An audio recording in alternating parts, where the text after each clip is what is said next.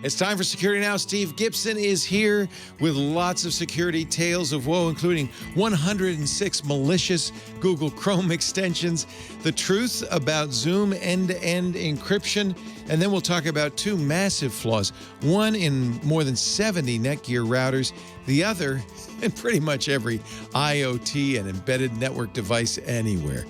And there's not much of a fix. It's all coming up next on Security Now. Security Now comes to you from TWiT's LastPass Studios. Stay in control when it comes to your company's access points and authentication. LastPass makes enterprise-level security simple for your remote workforce. Check out lastpass.com/twit to learn more. Podcasts you love. From people you trust. This is TWiT. This is Security Now with Steve Gibson, episode 772, recorded Tuesday, June 23rd, 2020. Ripple20. This episode of Security Now is brought to you by Roman. Skip the waiting room and awkward face-to-face. Get ED medication conveniently delivered to your door in discreet, unmarked packaging. Go to getroman.com/securitynow for your free online visit and free 2-day shipping. And by ExtraHop. ExtraHop helps you keep your business secure and available with SaaS-based cloud-native network detection and response. Get tips on securing and supporting remote access or check out the full product demo at extrahop.com/securitynow. And by Wasabi Hot Cloud Storage. Thinking about moving your data storage to the cloud? Wasabi is enterprise-class cloud storage at 1/5 the price of Amazon S3 and faster than the competition, with no fees for egress or API requests and no complex storage tiers. Start a free trial at wasabi.com. Enter the code SecurityNow. It's time for Security Now, the show where we cover you with privacy. We wrap you up in security. We pat you on the head and we put you to bed. And it's all done. Send you out trembling. Trembling, yeah. Actually, that's more like it. Here he is, the man of the hour, Steve Gibson of GRC.com. Hi, Steve. Leo, great to be with you again. We have a rip-roaring show. It's titled for this Security Now 772, Ripple20, which, this speaks to why we really don't want to have a technological monoculture. But lots of news. We're going to look at Microsoft's interesting decision to once again update Windows 7, but not with what you would expect. Not security, but with the Edge browser. We're going to look at Google's wholesale removal of 106 widely downloaded malicious Chrome extensions and what brought that to their attention. Microsoft's continuing drama over Windows 10 printing, not resolved yet, folks. A potentially critical remote code execution vulnerability in everyone's favorite VLC Media Player. An interesting move by, wait for it, Roskomnadzor. Of course, Russia's media watchdog. We're going to really have to get a Russian to pronounce that for us so we know how that goes. Yeah, maybe. Although I'm having too much fun with it as it is. So we also have Netgear taking up residence in the doghouse. Oh, goodness.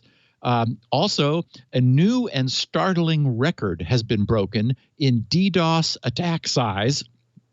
We've also got a bit of a errata as a consequence of you and I discussing how long we've been doing the show last week. That created quite a kerfuffle over in GRC's SpinRite news group, or Spin Security Now news group. We're going to, I also have the anticipated announcement of a new piece of spin-off freeware from the SpinRite project.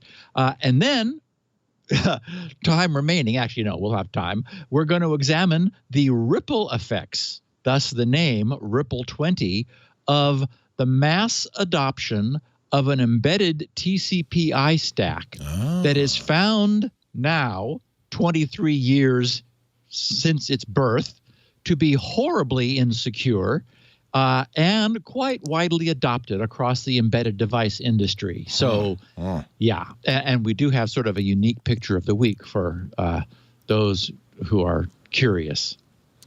Yes, I can't wait to show everybody. That will be fun. Good. I'm excited. We're going to have a great security now. Before we go on, though, I want to mention our sponsor. We have a couple of sponsors in this show, but this one's a very important one, kind of near and dear to my heart. It's a company called Roman, and I don't know if you've seen their TV ads. It was founded by a young guy whose father was a physician. And the story goes, the young guy in his 20s was all of a sudden suffering from erectile dysfunction, ED, and which he thought was a little weird. And it was hard for him to talk about it, as you might imagine, as always is. Fortunately, he and his dad had a good relationship. He mentioned to his father, and his father saw it as a warning sign. Somebody that young with ED. And so he got him to the hospital, and it turned out he had heart disease. I think he had a couple of surgeries. He's fine now, founded Roman, because he says he believes men need a place to go for medical care because, hey, let's face it, guys, the way we were brought up, no tears. It's hard to get a guy to go to the doctor. Has Lori ever tried to get you to go to the doctor? I bet a few times, right? Admit it. Yeah.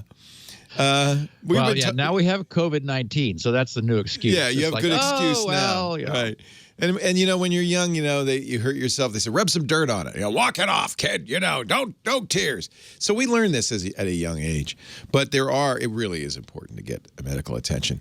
So now is a good time in COVID-19 time to get attention from Roman. Because Roman is not embarrassing. They've built a digital platform that connects you with a doctor, real doctor licensed in your state. And you do it from your house, from your home. It's literally a digital health clinic for men. And of course, ED is the way they started because a lot of guys, I mean, especially as you get older, you don't want to, this is not the kind of thing you want to go, hey, doc, or go to the pharmacist. Hey, what do you got? It's embarrassing. So Roman made it possible to do this easily, but now they've expanded. They do all sorts, not just sexual health, but hair and skin, dandruff, eczema, daily health. They've got supplements for a variety of things, including prostate health. And you're talking, it's not just we're writing a script. These guys care. They're real physicians. Telemedicine is hot right now. And that's what this is. And you're going to talk to a real physician if it's appropriate. And that's very important. If treatment is appropriate for you, they can prescribe and send your medication right to your door. Free 2-day shipping. Also, the free online visit. You grab your phone, grab your computer, go to getroman.com/security now. You'll hear back from a U.S. licensed physician within 24 hours. Free follow-ups, unlimited. At any time you got a question, you call your doctor. They're there for you. You want to adjust your treatment plan, they're there for you. No commitments. You can cancel any recurring subscriptions at any time. I think this is a great idea, and it's something we guys need. Let Roman be your source of wellness. So if you're struggling with ED, no reason for shame, no reason for embarrassment, no reason to suffer. Stay home. You don't have an excuse now. Go to getroman.com/security now. Get that free online visit, free 2-day shipping. It's GetRoman, G-E-T-R-O, not R-O-A-M-I-N apostrophe. It's Roman, like Roman numerals, GETROMAN.com/security now for a free online visit and a free 2-day shipping. It's a great service. I've used it myself. I highly recommend them. And they're really nice guys. And it's frankly something we guys need. GetRoman.com/security now. On we go with the show, Mr. G. So anyway, you were talking on Sunday on TWiT about your blog, and you showed everybody a picture of yourself. In high school. I'm not sure at what high school. Yeah. So as it happened, my high school gang that I've referred to a couple of times, we've maintained a connection to each other, and we're in a group text. I was listening to you guys talking on MacBreak Weekly about group texting. I thought, I'm in a couple groups. Nice. Anyway, Jim, who was my best friend at the latter half of high school, and so when we both got into Berkeley, we requested each other as roommates, and he became my roommate, is in the process of digitizing his vast paper printed photo collection back from, the Eastman Kodak days. And he ran across some that he had taken in 1973 and shot them to me. Anyway, so since this happened a couple of weeks ago, I thought, I have a picture. Anyway, so for what it's worth, I mean, it's not going to be of interest to most people. But, it's of great interest. Are you kidding? This is you in college? Are you a freshman? What year are you? I was a freshman. As all freshmen do, you had stolen a street sign. I think that's good. I had my required street sign and posters on the wall. Yeah.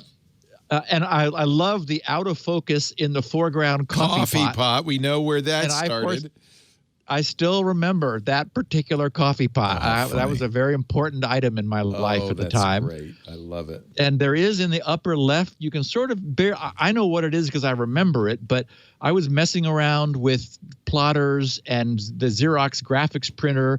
And so there are some vestiges of things from SAIL, Stanford's AI lab at the time. Yeah. And just crazy stuff. So, and then there's that cranky woman whose picture is covering up the sign.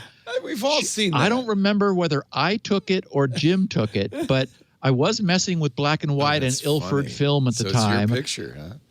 And so I might have, that was an actual woman in Berkeley who was really not happy to have her picture taken by some random kid, but she was just such a grouch. I put her on I thought, well, I'll make an enlargement and have fun with that. So anyway, you also have the requisite danger sign. Everybody should have that. I mean, this is good.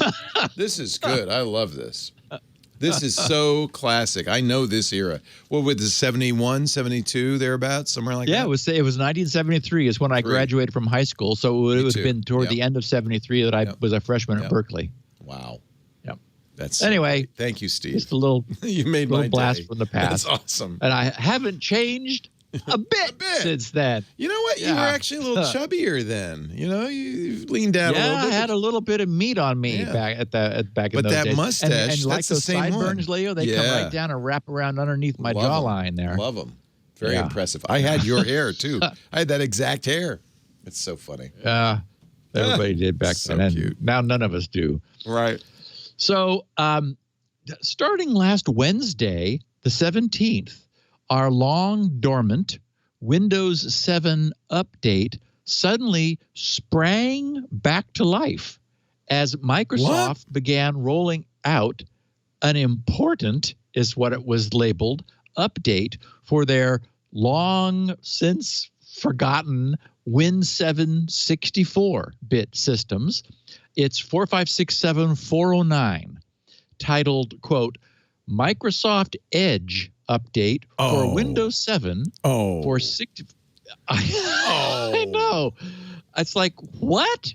For x64-based systems. And, of course, that's their new Chromium-based Edge web browser. The bulletin states that this update is not being offered to enterprise devices, only to users running Windows 7 Service Pack 1 and Win 8.1 Home, Professional, Ultimate Starter, or Core editions. And they wrote, this update is not intended to target enterprise devices. Specifically, this update targets devices that run Windows 7 SP1 or later versions and Windows 8.1 or later versions that are either Home, Professional, Ultimate Starter, or Core.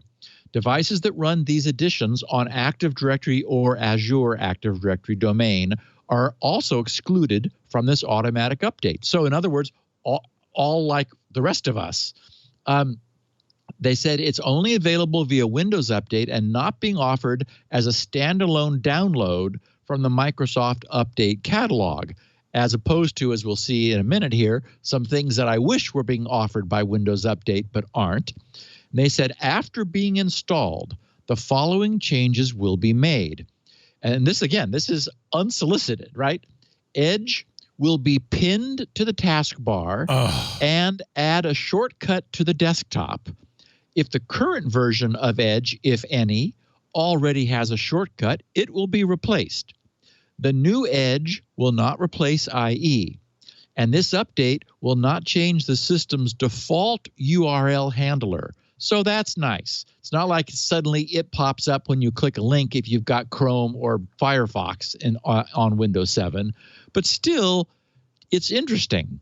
It suggests that Microsoft would like to have a bit of a foothold in all of those non-enterprise machines that are still stubbornly running Windows 7. And I was curious, what that meant. The latest market share has Windows 10 solidly that is a market share of the desktop. Windows 10 solidly in first place at 53.74%. Windows 7 is in solid second place at 28.35. But after that, so Windows 10 at nearly 54%, Windows 7 at about 28%. Then it's a drop to third place for Mac OS 10 version 10.14 at, get this, 3.84%. Then Windows 8.1 at 3.65. So together, the pair of Windows 10 and Windows 7 total 82% of all desktops. So, it's still going strong. And, and I guess I can see why Microsoft might not be willing to concede the desktop browser to Chrome when it no doubt feels that it now finally has something, thanks to Chromium, of course, that's every bit as good. But anyway, it's just kind of weird that, we're not going to fix any security problems you have, but we think you should have the Edge browser just, on Windows 7 just because.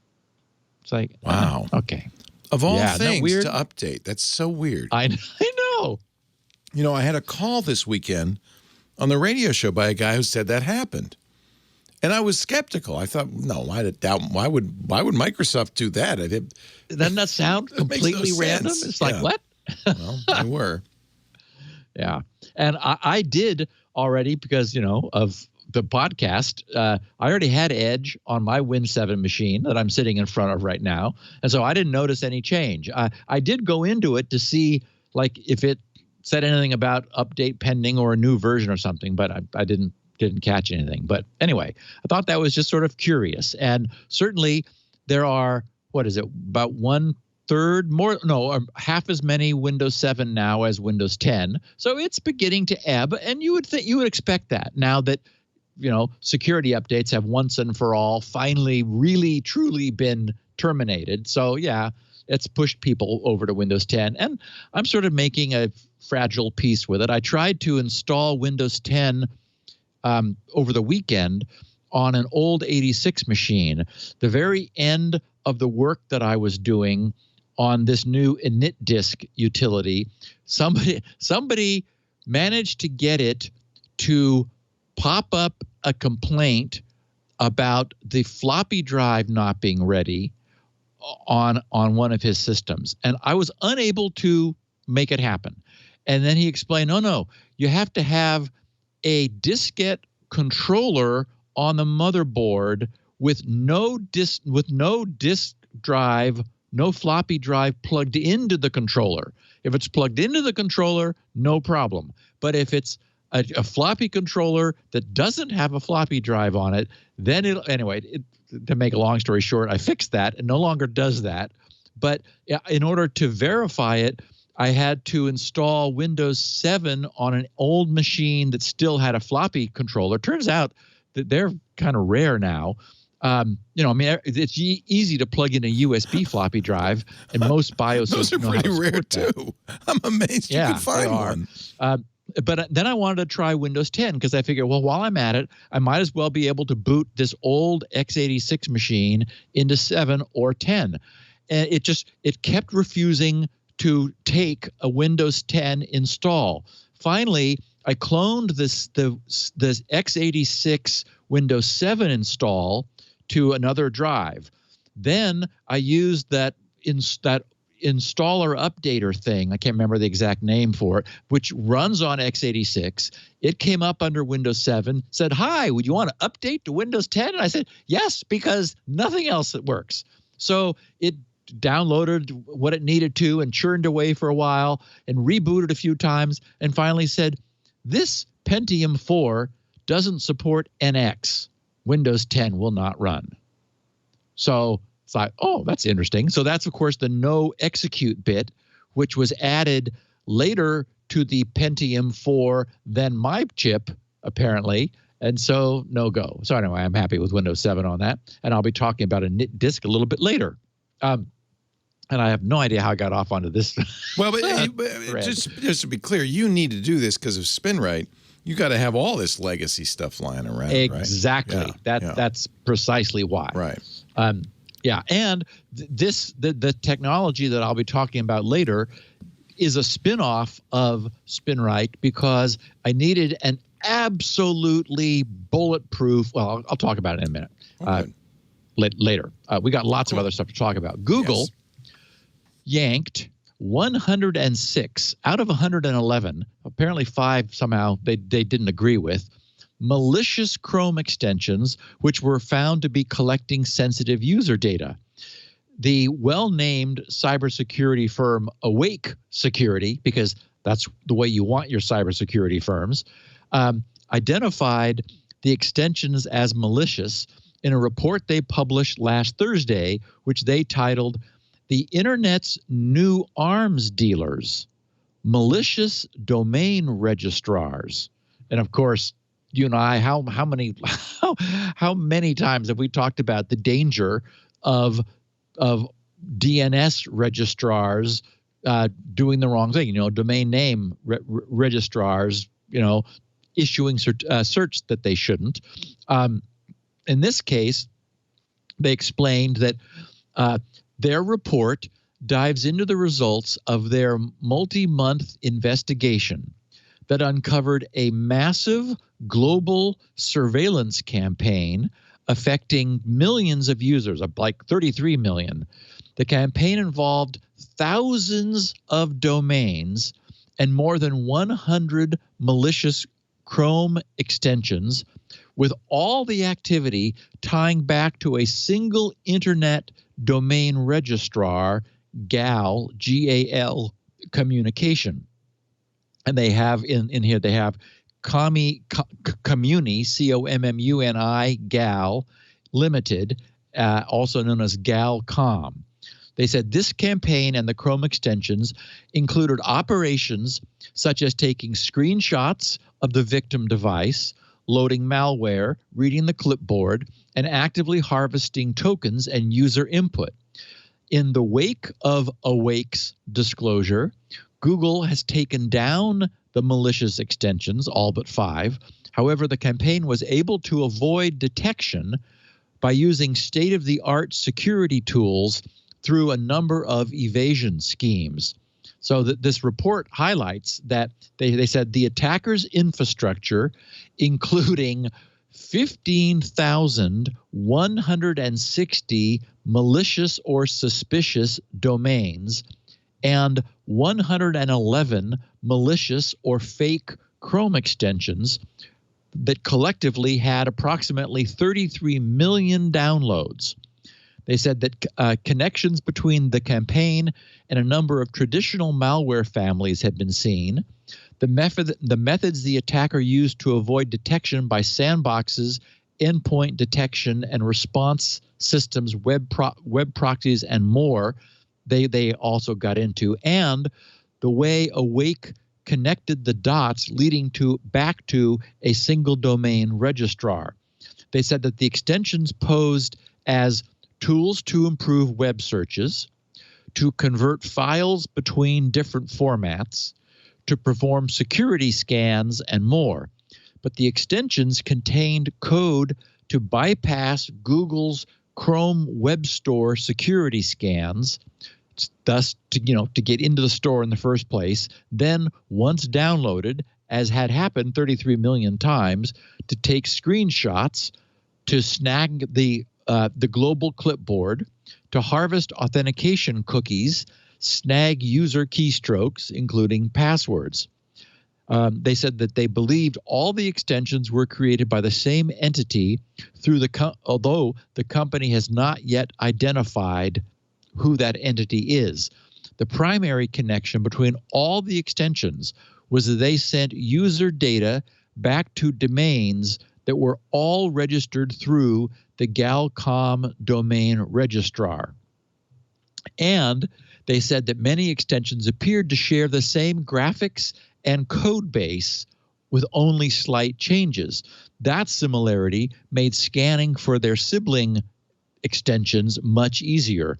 Some of the extensions even shared version numbers and descriptions that no one had bothered to change from one to the other because they were just basically spitting these out, trying to sneak them past Google.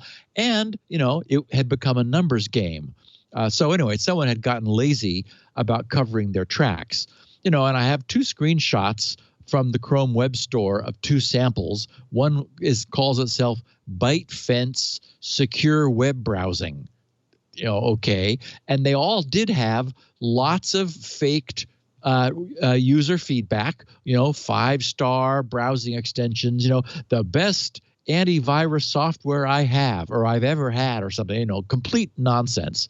Also, another one, secured search extension. It's like, what? Who knows? But people were downloading it because, oh, look, I'd like to have my searches extended or secured. So Awake said that by last month, when it reached out to Google, having finished its research, the 111 malicious extensions they had identified had been downloaded, not quite 32,962,951 times. And I suppose the rule here is if you build it, they will download it. And indeed, that happened. Based on their internal telemetry, Awake says that some of these extensions have been found on the networks of financial services, oil and gas, media and entertainment, healthcare and pharmaceutical companies, retailers, high tech, high education, and government organizations. They are currently, they were acting as backdoors into private networks and as espionage tools, though they have no direct evidence to suggest that they've ever been used that way. The capability is there in them. So, after being notified, Google has so far proactively deactivated 106 out of the 111 identified Chrome extensions, and they've been, so they're obviously removed from the web store, but they've been actually turned off in every user's browser. The extensions are still installed, but they've been disabled and marked as malware. So if you were interested, you go to Chrome://extensions, which is the way your Chrome browser will show you what's installed. And if it's been turned off, it will be, there's a red malware that is saying, we turned this off to protect you. Also, you should, if you see that, you should take a lesson from the fact that, basically this is a numbers game and you don't want to get bitten by this. And it's probably a good moment for us to just mention that, add-ons of all types have become the new front in the war on consumer trust. We know that Apple and Google invest heavily in the safety and security of third-party apps and add-ons that they curate in their various app stores, but that nevertheless, stuff is going to slip past.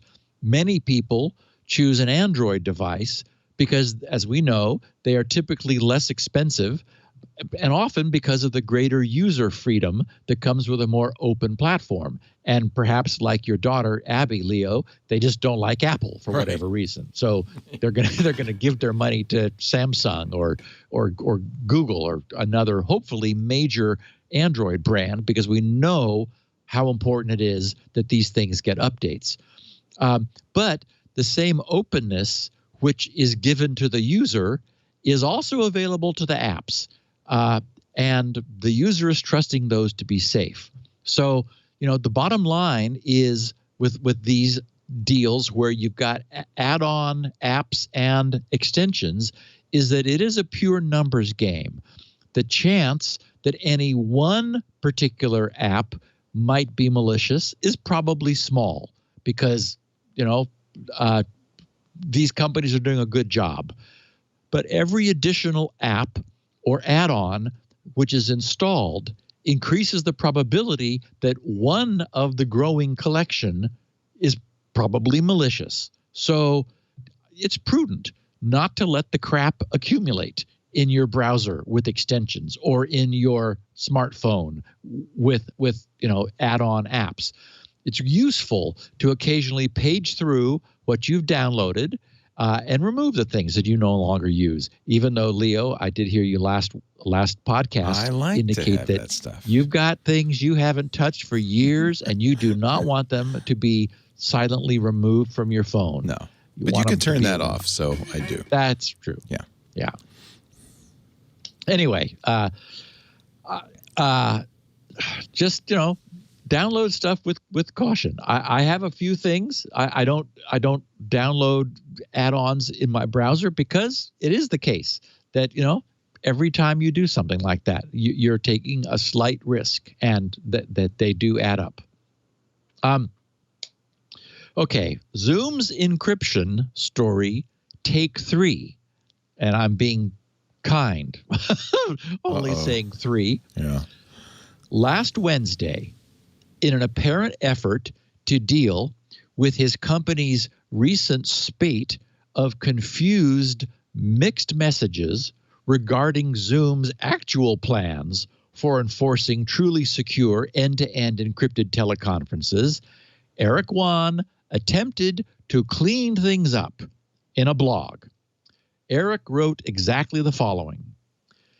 Since releasing the draft design of Zoom's end-to-end encryption on May 22nd, we've engaged with civil liberties organizations, our CISO Council, child safety advocates, encryption experts, government representatives, our own users, and others to gather their feedback on this feature.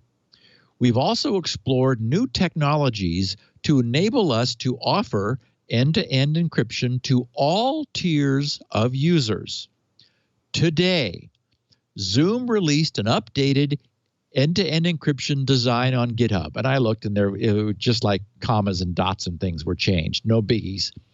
He said, we are also pleased to share that we have identified a path forward that balances the legitimate right of all users to privacy and the safety of users on our platform.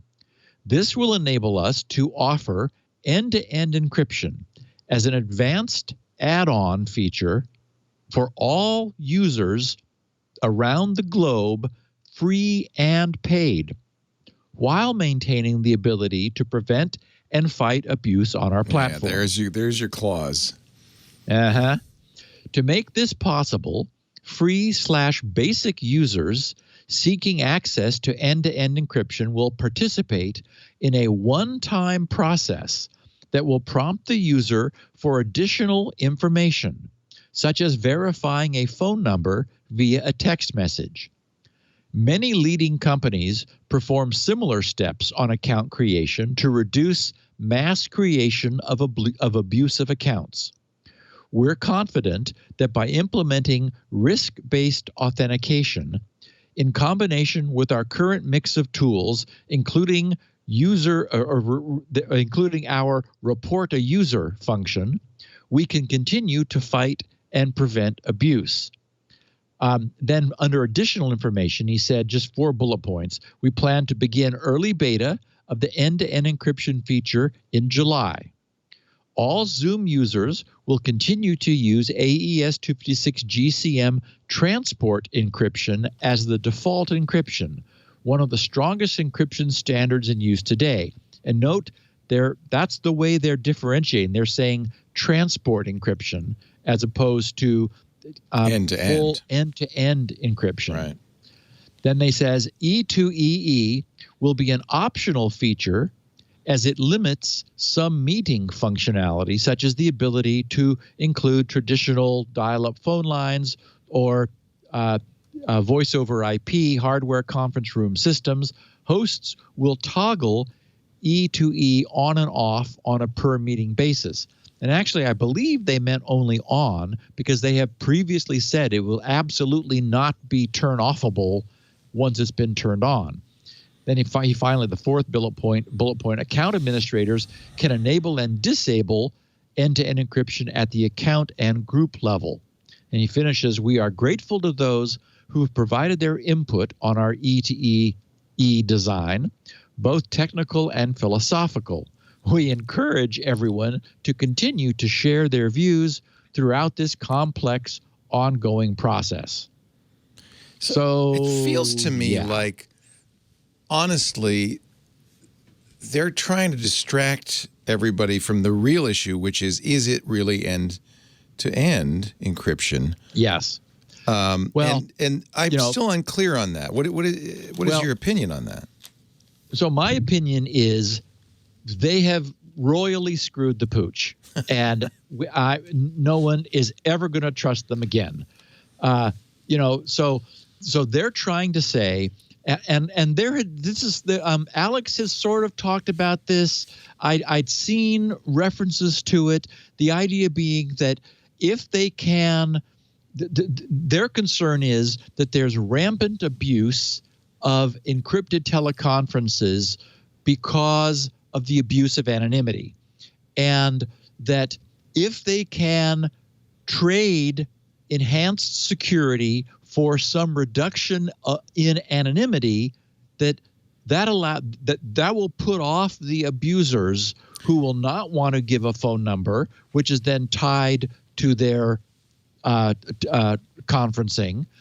And then all that makes sense, but it doesn't address the end-to-end encryption part of it. It's just talking about authentication. I keep feeling like they're trying to say, pay no attention to that. Here's what we're going to do for authentication. But when they talk about this turning on this better than transport encryption, in the same time as they talk about that, don't they still say, but we'll be able to help law enforcement? Or we'll be able to give. I mean, don't they imply? Well, you notice there was none of that language in his blog posting. What we know happened is there was a huge backlash from the industry at large at the idea that encryption was not going to be available for the free tier. Yeah. And then there was all this back and forth double talk about it. And my feeling is, after their out-of-the-gate stumbles, they had one chance at redemption. At redemption, the very first, initial problems they jumped on, but as we know, through a bizarre lack of messaging coherence, they just confused everybody. Well, and I think that's intentional, is what I think. Go ahead. What do you think? Maybe. I think they lost any hope forever of convincing those who most have a need for easy-to-use, really encrypted, warrant-proof conferencing that Zoom is the place to get it. It just no one is going to trust them or believe them again. And as you said, even now, there's still not clear. Some confusion. Is it warrant-proof or isn't it? That's, by the way, that's a good test. And they've implied that they will help, but only in the case of child sex abuse material. But that's not the issue. And I feel like there's a lot of hand-waving. I don't even think the free versus paid is the issue if none of it is end-to-end. And that's the real issue. Correct. And their original issue with paid is that paying means there's a money trail, and that creates a tighter identity confirmation. Yeah, but that's not the question I had. Maybe some people have. I know. I completely agree. But Leo, what's interesting, because I thought about this, no one has any similar concern about Apple. Apple has played the encryption issue exactly right from day one. Everyone knows that Apple's products are as absolutely and truly secure as Apple is capable of making them. Any mistakes that they or others find are immediately fixed. And Apple's very public fights with law enforcement have only proven to enhance their well-deserved reputation. Does FaceTime, do you it's think interesting. end-to-end, they don't have any, that's warrant-proof encryption in FaceTime, at least person-to-person, right? Apple doesn't have the keys to that. Well, no, and I still argue that if you're not managing the keys, somebody else is. That's my point, exactly. And if somebody else is, that gives them the opportunity whether they take it or not. Right. So nothing we've seen has shown how they could engineer themselves out of that position. And we've seen things that like, well, iCloud isn't encrypted, and if the terrorists hadn't or if the FBI hadn't shut down and restarted the phone, blah blah blah blah we blah. Know, we know Apple retains the keys to iCloud. That's known. Yeah. It is the case, though, that an iPhone has a secure enclave, generates its own keys, and so a point-to-point call in FaceTime should be fully encrypted. There's no Apple in between. I don't know how group calling. This is the challenge Zoom faces and everybody else is group calling, right? Because you have to route video, unencrypted video at the server. Right. So and I've listened to you talk about this across TWiT. And I agree with you that it's unclear how much Zoom-style teleconferencing really needs uber-secure end-to-end encryption anyway. Right.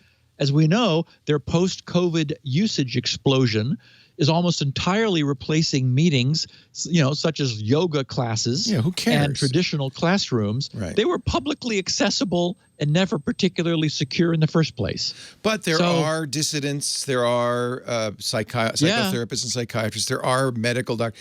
HIPAA's been suspended for the nonce, so it's not even a HIPAA issue. But there's some reasons people might want to have really private conversations on Zoom. Yeah. Not all of them nefarious. If you run a Jitsi server, you have transport encryption decrypted at the server. But if you run the server, you still retain the keys. So it is possible to do something like that if you run your own server. I just don't. I think it's my guess, and I wish they'd be clear about this, that they do retain the keys to it. Right? Zoom does. We've seen nothing to say they don't. Well, the document says that their technology does negotiate end-to-end and that they have no visibility into the keys. Okay. So, if that document is adopted, and that's sort of the question too, is that it's not open source. Right. Well, it's just a design goal. Right. Yeah. Well, anyway. All right. It's good. Speaking of a design goal, Leo, let's take our this show is designed to give you breaks. That's the design goal. So you may caffeinate. I wish you still had that coffee pot. I'd love to see you reach over and get that 1974 coffee pot. Just drink directly from the pot. Our show today is brought to you by Extra Hop. These guys are great, doing some really interesting stuff. Extra Hop started, it's kind of a cool story, as a performance monitor. And they still actually can do that. But it turns out as they were monitoring your performance at scale, I mean across every cloud and all the way down to the end user, it turns out they also were able to monitor threats, cybercrime. And that's why Extra Hop is such a useful tool for you. The new IT reality is remote access is on a massive scale right now. Rapid cloud, even multi-cloud adoption, a steady increase of Internet of Things devices, all on top of a rise in cybercrime. You can see, even if you listen to this show, it's ripe right now for exploitation. That's why it's more important than ever that organizations can see what's going on in their environment from the cloud to the data center to the customer. In order to protect and scale your business, and you get both, you need more than unified visibility. You need a context for detections. You need intelligent response workflows so teams can collaborate and act fast. You need Extra Hop. Extra Hop. It helps you detect threats and performance issues up to 95% faster and respond 60% more efficiently. And they have the customer base to prove it. Keep your business secure and available with a SaaS-based cloud-native network detection and response tool. Wizards of the Coast uses it. They secure and support their AWS cloud with ExtraHop. Chief Architect, Information Security Officer Dan McDaniel said, quote, "There's no other company that aligns to support the DevOps model, the speed, and the lack of friction than ExtraHop." Ulta Beauty uses ExtraHop to secure their Google Cloud, as well as keeping networking and security teams closely aligned so engineers have more time to focus on innovation. Senior IT engineer John Kreese says, "Before ExtraHop, we had limited visibility into what was going on in the cloud. Now, we can quickly identify vulnerabilities and exploits and understand how our applications are performing in the cloud." You get both. Take control of your cloud security with ExtraHop. Now, this is a great site to go to. You can see a dashboard, the actual tool in live and action. There's a full product demo at extrahop.com/security now. It's fun to see. It's a really cool dashboard. But there's also additional information there about securing and supporting remote access, all the things we have to do now in this new world of ours. ExtraHop. Check it out. extrahop.com/security. Now, I'm going to bet you're looking for something and have been looking for something like this. I want you to check them out. extrahop.com/security now. Go for the eye candy, stay for the security. I made that up. That's not their slogan. I'll probably hear from Go ahead, Steve. What? Why candy? What are you talking? No, that dashboard's so cool. It's so cool. All right, go ahead. So anyway, I just wanted to touch on this briefly. Last week, we covered some of the many problems people were experiencing after installing Windows 10 June updates. Of course, among them was the printer not turned on before starting Windows, and the more significant, printing no longer works at all after the updates. As we were podcasting, Microsoft was acknowledging some printing problems and issuing an out-of-cycle emergency update to fix one of several problems, but apparently and incredibly, neither of the problems we talked about. There is another one, which they did fix, a crash in the print spooler that also prevents printing. In the Windows Message Center, Microsoft says, quote, "An out-of-band optional update is now available on Microsoft Update Catalog to address a known issue in which certain printers may be unable to print after installing updates released on June 9th, 2020. The announcement noted that the issue could cause the print spooler to, quote, "generate an error or close unexpectedly." And of course, it's never supposed to close, so any closure would be unexpected when attempting to print, and no output will come from the affected printer. And they also said, and you might also encounter issues with the apps you are attempting to print from, such as receiving an error, or the app might close unexpectedly. And the issue, quote, "might also affect software-based printers, such as when printing to PDF." So pretty much everything. And, you know, as I was reading that, and this is optional update available in the catalog, it's unclear to me what users who are not proactive about managing Windows are expected to do. Because Microsoft recommends users to install one of the three consecutively numbered updates, 4, 5, 6, 7, 512, 513, or 514, which are flagged as optional cumulative updates for Windows 10, and that spans versions 1909, 03, 09, 1809, and 1803, but only if their devices are affected by that issue. And they noted that these optional Windows 10 updates are not available from Windows Update and will not install automatically. And then, since they broke printing across all versions of Windows, 2 days later, last Thursday, they dropped another collection of similar optional cumulative updates to address that same printing issue on the versions that first drop hadn't covered. 2000 or I'm sorry, I'm not supposed to say 2004 because that's confusing. 2004, 1709, 1703, 1607, and 1507. So all the way back. And Windows 8.1, Windows Server 2012, and Server 2016. So they just really messed things up. But still nothing about the be sure to turn the printer on first problem.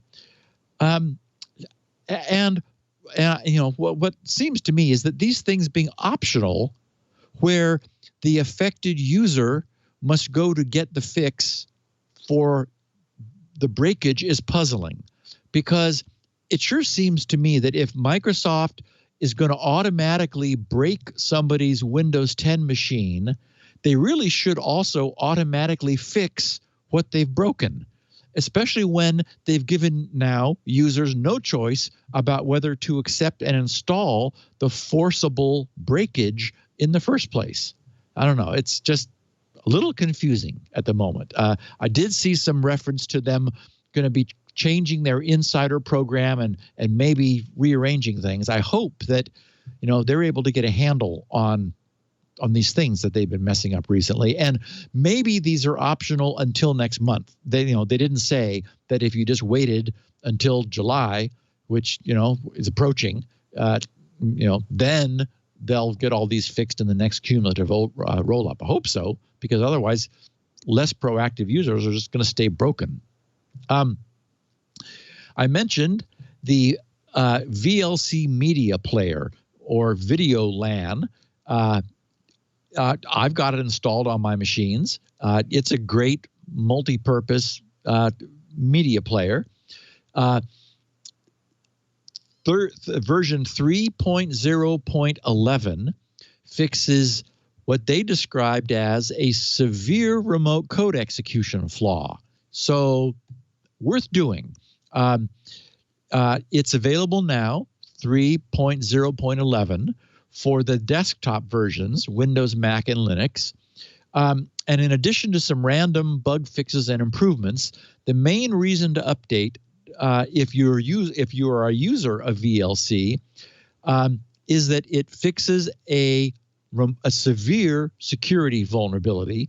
And this, of course, follows in the theme of interpreters are hard to make perfect, and unfortunately, perfection is required. It's tracked as a CVE 2020-13428, a buffer overflow in VLC's H26X packetizer. And they said if exploited, it would allow attackers to execute code under the same security level as the user.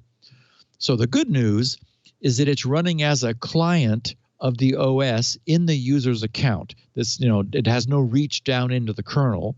The bad news is you still don't really want to be running somebody else's deliberately malicious code in your computer. And according to their security bulletin, this vulnerability can be exploited by creating a specially crafted file, like a malicious video, which could be posted somewhere, and having the user open it in VLC. That would be the exploitation of a remote code execution, is that the VLC would be used to read a file that had been crafted to take over your machine when that happens. So the VideoLAN guys said that the vulnerability would most likely only crash the player.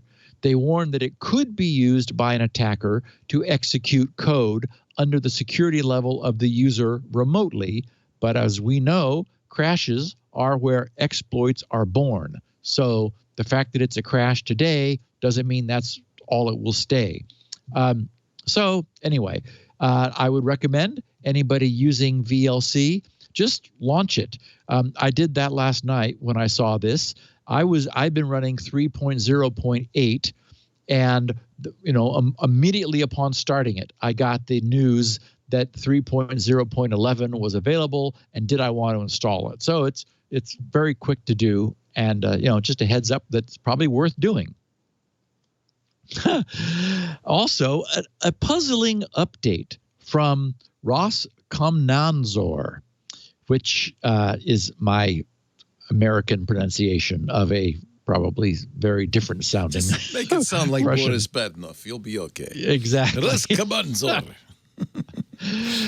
That's, as we've spoken of them often and had fun with their name, the bureau serving as Russia's media watchdog. Okay, here's what's weird. They said that Telegram has agreed to help Russian law enforcement fight against extremist and terrorist content shared on Telegram, on the Telegram platform. I have a link to a Russian gov.ru page that I just figured that my fonts all broke when I clicked it because no. Cyrillic. So it's, no help there. But I did find some coverage of this at various places. Apparently, the Russian government has lifted its what was largely an ineffective 2-year ban on Telegram's instant messaging service, which we know is encrypted. And boy, all you have to do is just have it show up in Russian and it's encrypted. In a message posted on its website, Roskomnadzor said it lifted the ban after Russian prosecutors reached an agreement with Telegram's founder, Pavel Durov. Russian officials said that Durov, quote, expressed readiness to counter terrorism and extremism, unquote. Okay, now that doesn't actually say that Pavel agreed to, drop his drawers for Russia. So we don't really know what has happened. The details about this collaboration, such as it might be between Telegram and Russian officials, has not been made public anywhere that I could find.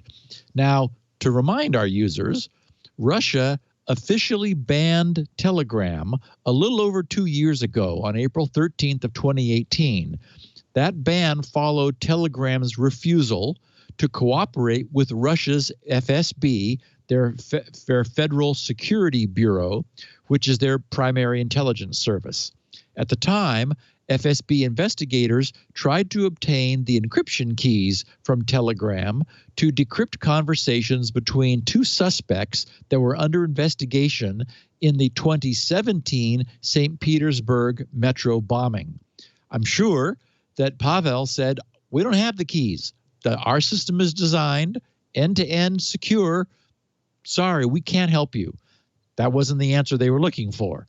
So being viewed as refusing to cooperate, the FSB filed a lawsuit, which, surprise, it eventually won in the Russian Supreme Court early in 2018. Russian officials initially fined Telegram, but then the Russian courts also ordered Roskomnadzor to ban the app inside Russia. Basically, we're going to shut you down, you bad Telegram people. However, Roskomnadzor had a difficult time enforcing the ban over the past 2 years. Telegram constantly changed its servers' IP addresses and also employed a technique known as domain fronting to bypass the ban. Domain fronting is basically, using different domains as a front for the actual Telegram service, and that allowed Russian users to continue using its service. And recall that in one famous, or maybe now infamous, botched effort to ban the service in Russia, Roskomnadzor applied a wide area blanket block which affected more than 19 million Amazon and Google Cloud IP addresses, blocking out countless legitimate services inside Russia, such as all of Google's services, online games, banking sites, cryptocurrency exchanges, and mobile apps. They also, in a continuing effort, banned 50 VPN and proxy services that Russians were using to access Telegram. Throughout all of this, Telegram remained extremely popular in Russia, and despite the ban, was often used by Russian politicians themselves because, after all, secure, right? Encrypted, right? So the officials were trusting Telegram to keep their conversations safe from FSB surveillance. So again, sort of a political win for Telegram for saying no to law enforcement, just as Apple has benefited from their own stance. So a few days prior to Roskomnadzor lifting the ban, as they did last week, the Russian news site Znak reported that Russian members of parliament had introduced a new bill to have the app unbanned, though it's unclear whether the bill played any role in Roskomnadzor's lifting of the ban. However, I did some more digging, and I discovered that in April of 2020, the government of Russia started using Telegram themselves to spread information related to the COVID-19 outbreak. Well, that's what people use. Yes. Yeah. So perhaps that factored into this change. Yeah. They thought, well, okay, we don't like it, but it's secure. People are using it. We have not been able to block it. Now this is getting kind of embarrassing. So let's lift the ban and make it officially legal again. I also found that Roskomnadzor had not indicated how the two organizations had been able to overcome the issue of Telegram's end-to-end encryption, if indeed they actually had. And I think they hadn't. It did not say whether it now had access to messages or whether changes had been made to the platform. And neither Telegram nor Pavel Durov, who both regularly use Telegram to communicate with their own users, have yet commented publicly on the lifting of the ban. So, my own reading between the lines is that the Russian government, as I said, secretly regretted their opposition to Telegram, especially considering that it's the instant messaging platform of choice for many of them themselves. And perhaps the need to communicate through COVID-19 demonstrated the platform's versatility and utility. And they thought, well, since we can't actually stop it anyway, let's just, legitimize it. So cool. Okay. This is one of the two biggies of the week. Netgear. There have previously been various other reports of random routers, even bunches of routers, having exploitable problems. But those reports haven't risen to the level required to raise an alarm for me to share with our listeners, because their problems have invariably been LAN side issues rather than WAN side problems. And while LAN side issues are not nothing, they do not directly expose the router to external attack. They are only vulnerable to if an attacker has already gotten themselves inside, behind the router, on the LAN, and onto the network. And of course, once any attacker has accomplished that, it's pretty much the case that all bets are off. However, when a router is weak enough on the inside, there is one troubling case where an equally weak attacker, meaning attacker that doesn't have much attack strength, might be strong enough. And that's when a user browses to a malicious website. When that happens, the attacker's code is running in the visitor's browser, which exists on the LAN. We were recently talking about how JavaScript code was able to launch its own HTTP queries using the so-called AJAX primitives. AJAX is the abbreviation for asynchronous JavaScript and XML, which, again, it allows a web page to be active, to alter its contents, to establish a communication back to the originating web server, and so forth. So there are 79 Netgear models 79. So vulnerable, and we'll see in detail why in a moment, that just surfing to a malicious website could allow the code the browser downloads to blindly connect to the network's local Netgear router and cause it to open a telnet session with port and command prompt as root. Okay, so let's step back a bit. I should note that I created a link for our listeners. And Leo, you may be interested to bring it up. It's grc.sc/Netgear. Just so anybody with a Netgear device, you're going to want to be seeing whether one of your 79 Netgear router models may be vulnerable and may have firmware available. grc.sc/Netgear. SC, of course, for shortcut. So, okay, so here's what's going on. An unpatched 0-day vulnerability exists in 79 Netgear router models. It allows an attacker to take full control over any of those 79 Netgear model devices from within the LAN, even from code running inside a user's web browser. The vulnerability was independently discovered by two researchers. Naturally, it exists in the HTTPD, the HTTPD daemon used to manage the router. In other words, that's the router's web-based router management server, web server, which you typically connect to with your browser. Unfortunately, your browser can connect to it when driven by script in the same way. One of the two researchers released a detailed explanation of the vulnerability, a proof of concept exploit, and scripts to find vulnerable routers. So the hackers of the world are already clued in. All of this is public.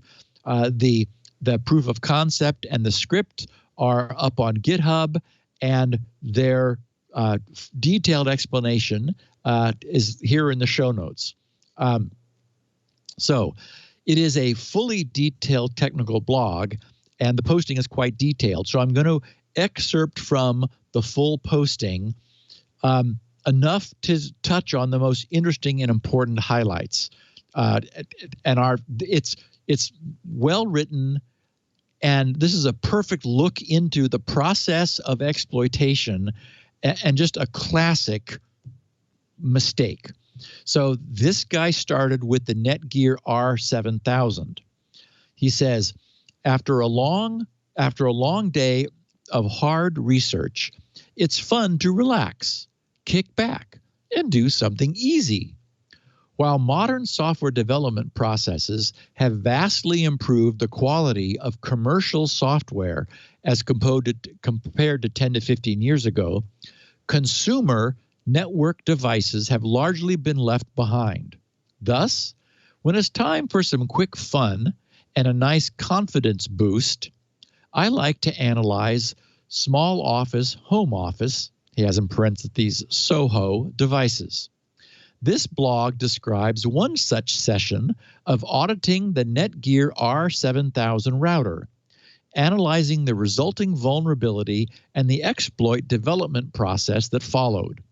The write-up and code for the vulnerability described in this blog post can be found in our Not Quite 0-Day Friday repository. He says the first step when analyzing a SOHO device is to obtain the firmware. Thankfully, Netgear's support website hosts all the firmware for the R7000. The Netgear R7000 version 1.0.9.88 firmware used in this blog post can be downloaded from the website.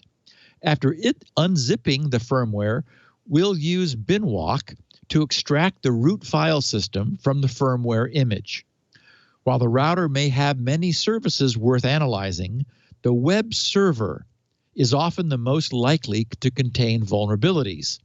And I'll add that it's also always listening with a port open to the LAN. So an obvious target of opportunity if you can do anything useful on the LAN side. So they continue. In SOHO devices like the R7000, the web server must parse user input from the network and run complex CGI functions that use that input. Furthermore, the web server is written in C and has had very little testing, and thus it is often vulnerable to trivial memory corruption bugs.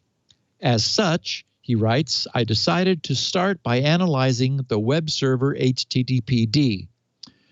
As we're interested in how the web server mishandles user input, the logical place to begin analyzing the web server is the receive function.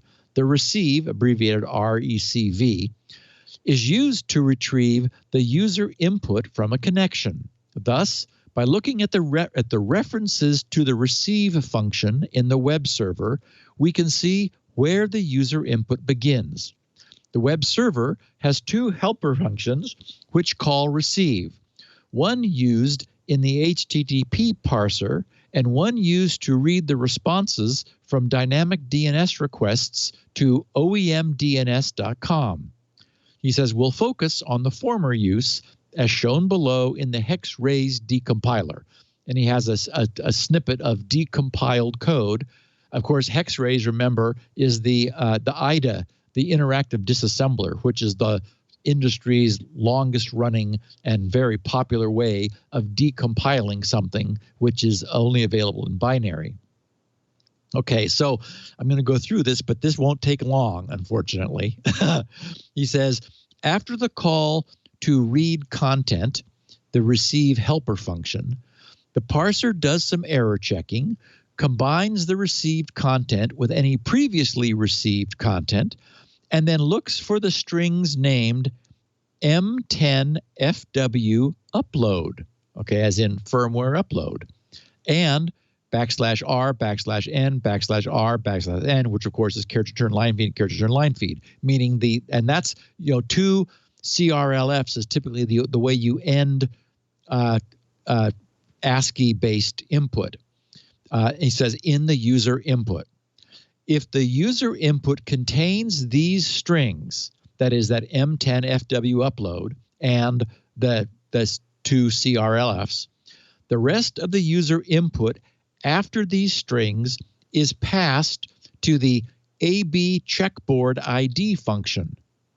Grepping the firmware's root file system, we can see that the string M10FW upload is referenced from the files www/upg_upgrade.htm. In other words, firmware upgrade and also modem upgrade HTM. He says, and thus we can conclude that this is part of the router's upgrade functionality. Then in his blog posting, he breaks to post 1996 calling.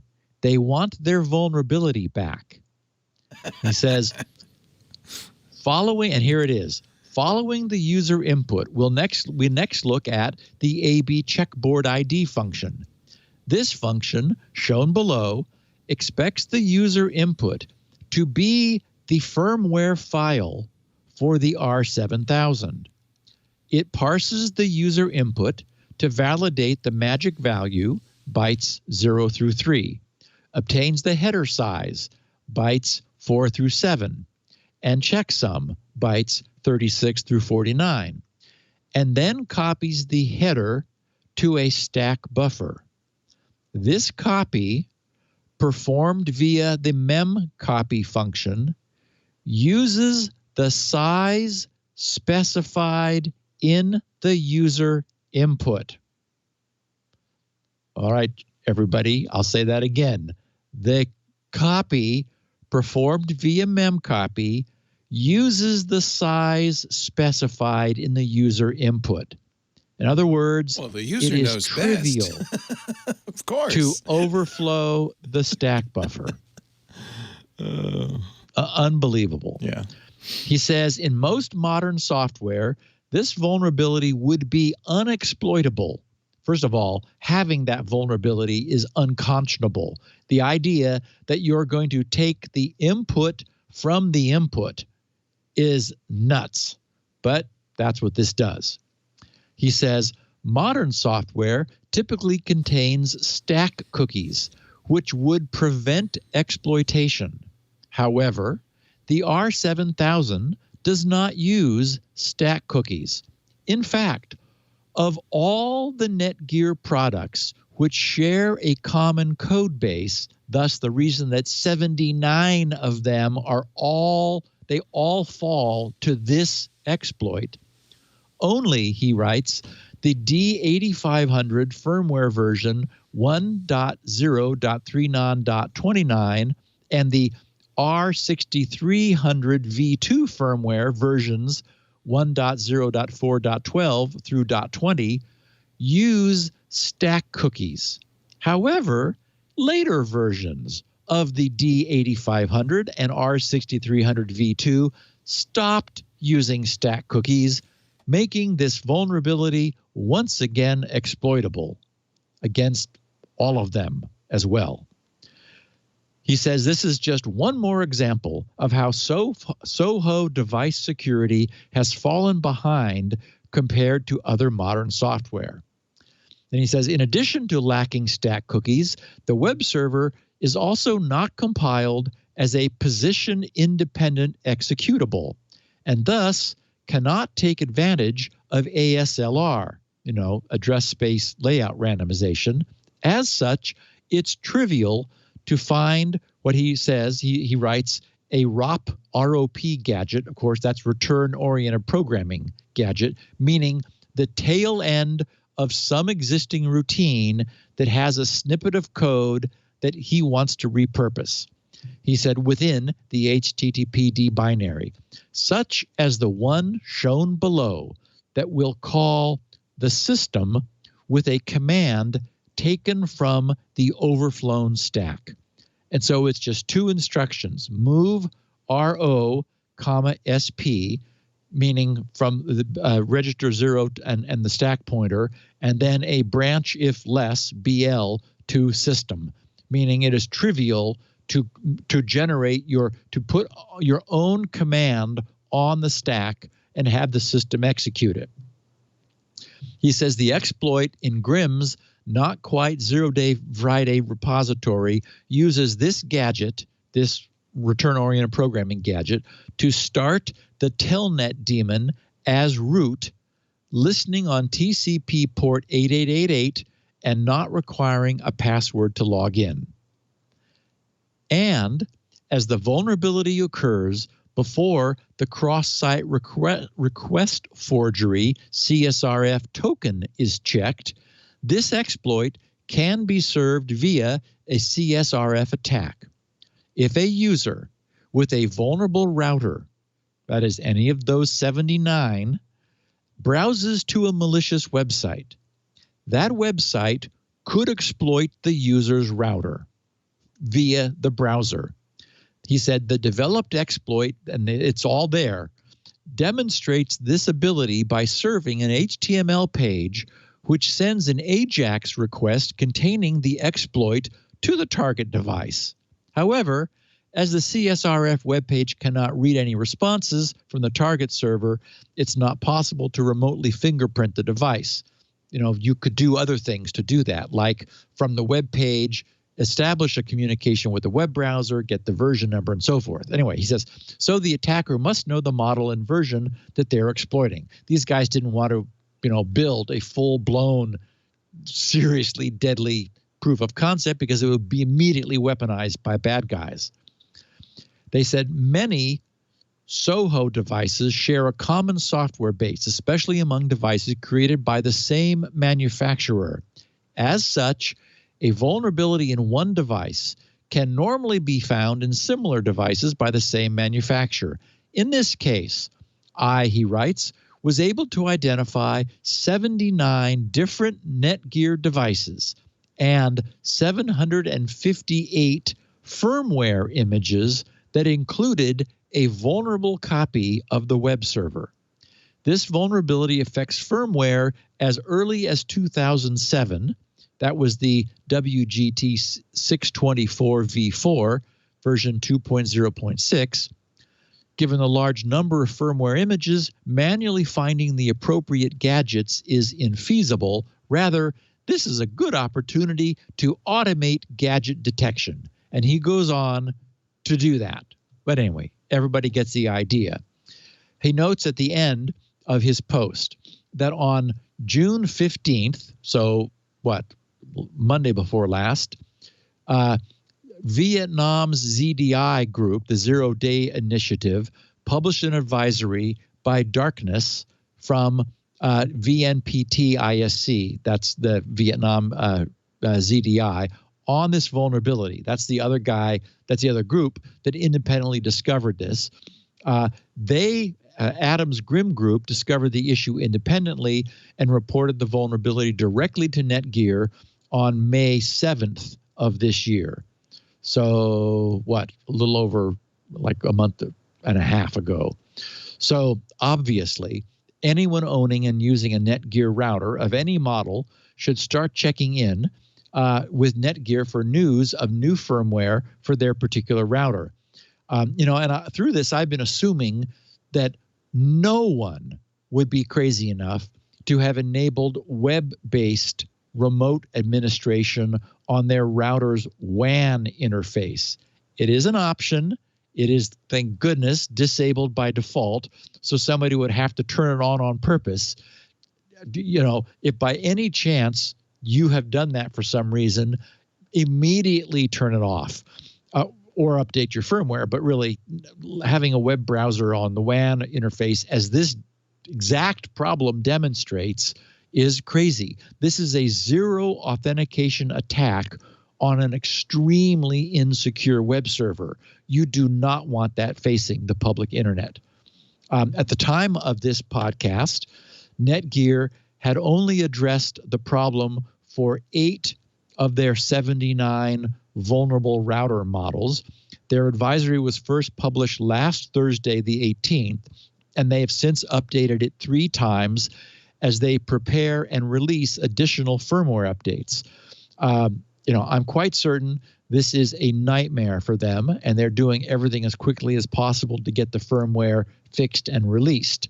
I found this page, that grc.sc/netgear, which of course is my shortcut that redirects to their much longer URL. It was the top item on their support advisories. So you can also just go to Netgear support and look at security advisories, and it's right there. Security advisory for multiple vulnerabilities on some routers, mobile routers, modems, gateways, and extenders. So, it's across their product line. They just use this same bad web server everywhere. I have a Netgear cable modem that I love and an Asus Wi-Fi router. But the Netgear cable modem is outboard of my pfSense firewall router, and the Asus is inboard, serving not as a router, only as a Wi-Fi access point. So for me, having that professional grade pfSense firewall provides a great deal of peace of mind. I can't recommend it highly enough. You can install it on any little network-enabled gizmo, a Raspberry Pi, a little Intel, fanless box, anything, or just buy one of their little appliances for a couple $100. Anyway, it's a great technology.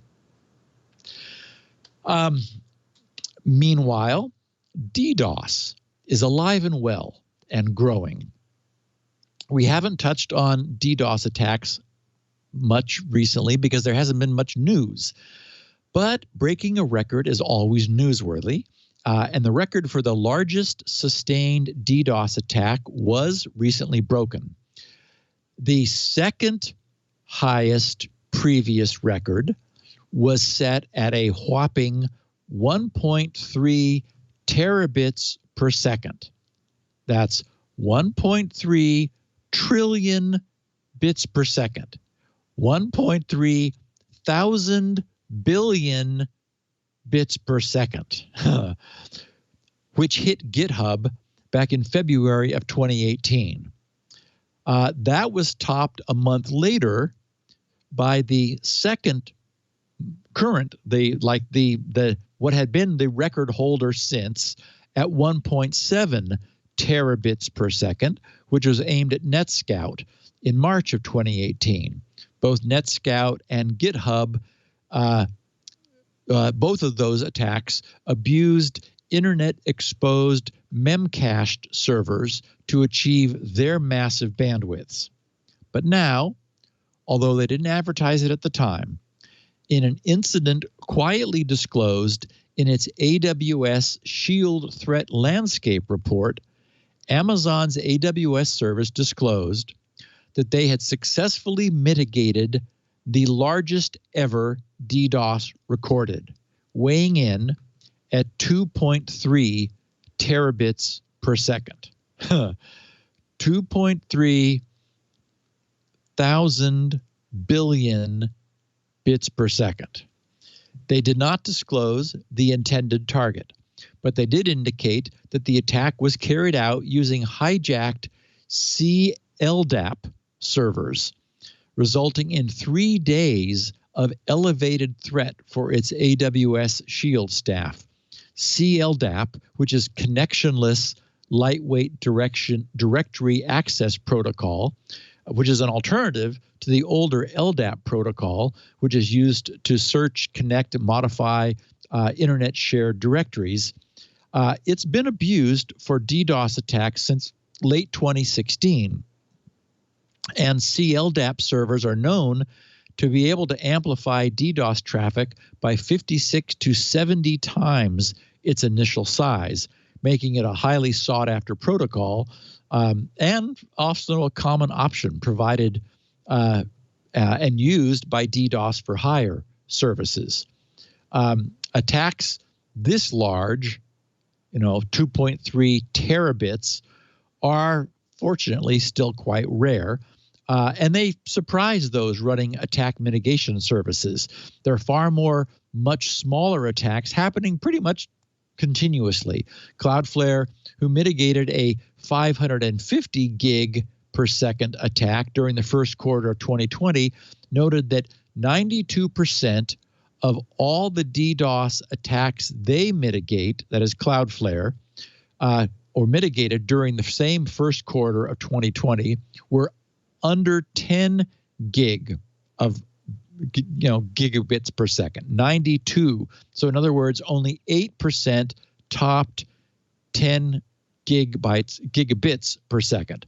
And they also noted that 47% of all the attacks were even smaller, under 500 megabits per second. So, it's very much a curve with a long tail and then a sharp, exponentiation at the very end. Very few super high bandwidth attacks, lots of much lower bandwidth attacks. And as we know, DOS and DDoS are one of the consequences of the internet's autonomous packet routing system, which has served us so well from the start.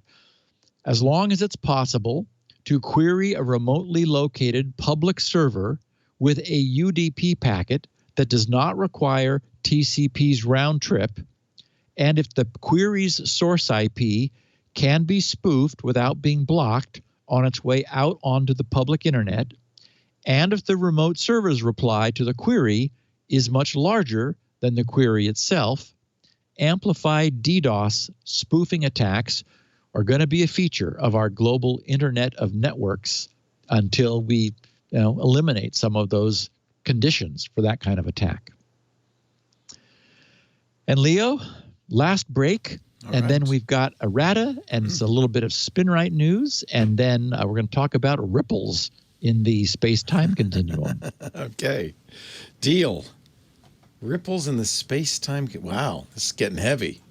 Our show today brought to you by Hot Stuff Wasabi. Hot cloud storage. It's the perfect solution if you're looking for cloud storage that is less expensive than on-prem storage, more secure than on-prem storage, and like faster than Amazon S3? This is Wasabi. Wasabi's an amazing service. 80% less expensive than Amazon's S3, up to 6 times faster. And in fact, it's so affordable, it's actually less than the maintenance fees for a same amount of on-prem storage. Now, I know some of you say, well, but I need on-prem storage. The problem is data is growing at a rapid rate. I mean, you want to buy more hard drives every week, not to mention the service contracts, the support, and the lack of security. Wasabi's actually better. It's actually better. 11 nines of durability. That means on average you'd lose 1 file every 649,000 years. They do active integrity checking. Every file checked every 90 days, every 3 months. They're HIPAA compliant, FINRA compliant, CJIS compliant. They're hosted in redundant premier Tier 4 data center facilities. Highly secure. In fact, encryption's on by default. Even if you don't request it, encryption is on at rest. They follow industry best practices for security and design. They have access control mechanisms, things like bucket policies and access control lists. My favorite part is your data can be designated immutable. That is, unalterable. It cannot be changed willfully by a user, maliciously by a bad guy. No ransomware, nothing. I think Wasabi's pretty amazing. Now, even just the base pay-as-you-go price is better than anybody else out there. And incidentally, they don't charge for egress either. That's one thing with S3. You say, oh, this is cheap. And then when you want your data back, oh, you're going to charge me for that, eh? Oh, not Wasabi. It starts less expensive, and there is never a charge for egress or API access, and it uses the same API as S3. So you already have tons of tools that work with it. You know how to use it. None of these complex, crazy storage tiers. It's just, boom. You know, this is the price. I think it's $5.99 per terabyte per month. That's it, $5.99 per terabyte per month. Compare that to physical storage. You'll see that's a great deal. But it gets even better because they now have something called Wasabi's reserved capacity storage. That means you buy cloud storage, you know, probably in many cases, you know how much data you're generating, how much new on-prem storage you're going to need every month, every year. So just buy ahead. If you're thinking about buying more hardware storage, compare instead the price against 5 years of reserved capacity storage. You'll see the difference. You can reserve cloud storage in 1, 3, or 5 year increments. You'll get bigger discounts the more you reserve, the longer you reserve. So this is you don't have to do it this way, but if you kind of have you know, and I think in many cases you don't know, this is how much data we're going to be using every day, every month, every year. So we know we're going to be buying that much hard drive. Get Wasabi instead. And if you're a managed service provider, you're going to love Wasabi because you could charge your clients less and still make more money. It's that big a price difference.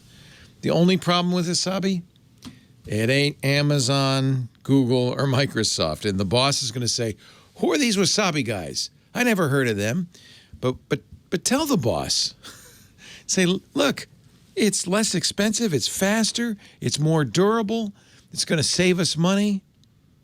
Calculate the savings for yourself. Start a free trial of storage. You get a month free at wasabi.com. Click the free trial link. And if you would, please enter the offer code SECURITYNOW. That way they'll know you heard it here. Security Now. We want to get credit for it. And then you can tell me later, thank you. I get thank you notes all the time. And by the way, it is enterprise-grade cloud storage. It's designed for big businesses. I know people who use it as their cloud backup. There's all sorts of ways you could use Wasabi. At that price, why not? Join the movement. Migrate your data to the cloud with confidence. Wasabi.com. Free trial link. Click that and enter the offer code SECURITY NOW. Wasabi Hot Cloud Storage. You may not have heard of them before, but you will. You will. They're setting the industry on its ear. Wasabi.com. Offer code SECURITY NOW. And now, back to Steve.